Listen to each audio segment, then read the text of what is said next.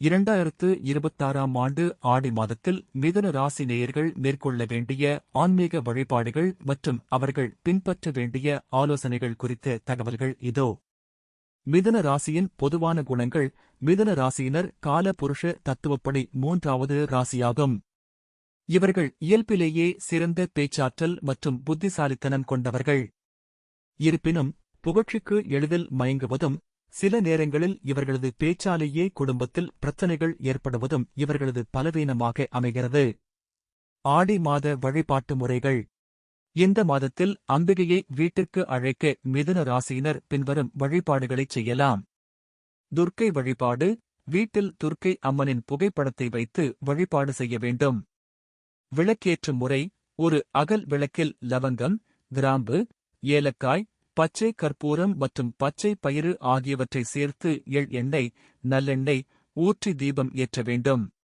மலர்கள். அம்பிகைக்கு சிவப்பு மற்றும் பச்சை நிற மலர்களை, உதாரணமாக மருக்கொழுந்து அல்லது துளசி, சாத்தி வழிபடலாம். மந்திரம். வழிபாட்டின் போது துர்க்கை அஷ்டோத்திரத்தை பாராயணம் செய்வது மிகவும் விசேஷம். தினமும் செய்ய முடியாதவர்கள் புதன்கிழமை தோறும் மாலை நேரத்தில் பாராயணம் செய்யலாம். நிவேதனம். பச்சை நிறம் சேர்த்த கேசரி, பச்சை பயிறு ஹல்வா அல்லது வெல்லம் சேர்த்த பச்சை பயிறு உருண்டை ஆகியவற்றை நிவேதனமாக படைக்கலாம்.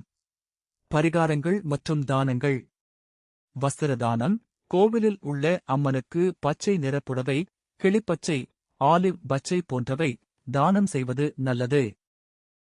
குறிப்பாக ஆடிப்பூரம் அன்று சிவப்பு பார்டர் கொண்ட கிளிப்பச்சை பட்டு புடவையை சாத்துவது உங்களைப் பற்றி தவறாக பேசுபவர்களை அமைதிப்படுத்தும். வளையல் தானம். ஆடிப்பூரம் அன்று அம்மனுக்கு சாத்திய சிவப்பு மற்றும் பச்சை நிற கண்ணாடி வளையல்களை சுமங்கலி பெண்களுக்கு தானமாக வழங்கலாம். பொதுவான ஆலோசனைகள். பேச்சில் கவனம். உங்கள் பேச்சால் குடும்பத்தில் தேவையற்ற சிக்கல்கள் வராமல் இருக்க, பேசும் போது வார்த்தைகளில் நிதானத்தை கடைபிடிக்க வேண்டும். புறக்கணித்தல். குறிப்பாக தனுசு அல்லது மீன ராசியைச் சேர்ந்த உறவினர்களுடன் கருத்து வேறுபாடுகள் ஏற்பட வாய்ப்புள்ளது. மற்றவர்களிடம் நீங்கள் நல்லவர் என்று நிரூபிக்கப் போராடாமல், தேவையற்ற வதந்திகளை புறக்கணித்து உங்கள் வேலையில் கவனம் செலுத்துவது இந்த மாதத்தில் உங்களுக்கு நிம்மதியைத் தரும்.